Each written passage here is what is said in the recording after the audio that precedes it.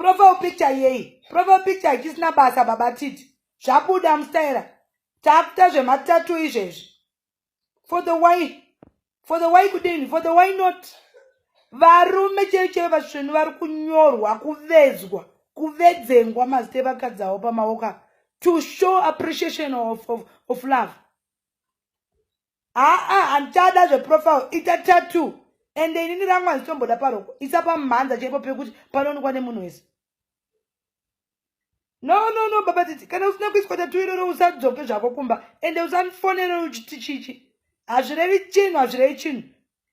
Unofanira kuenda all the way, cross the rivers, climb the mountains, swim in the oceans for me. Manje tichaona kana usiri kuda kuisa tattoo iroro uchaona zvako. Ndopa uchanyatsoziva kuti Jesu idombo chaivo. Uri kumborambirei kuisa tattoo? Wausiri kuda kuti aone kuti une muridzi ndiani? Une muridzi, therefore isa tattoo. Munhu ngaavedzengwe. Isa tattoo iroro, baba Titi. Isa tattoo iroro. Hausi kutoka kumba usina isa tattoo iroro. Isa tattoo iroro izveni. Nyora kuti Mai Titi for baba Titi. Amwe akadzi vari kunyorwa panapa. Ndakashoreka here.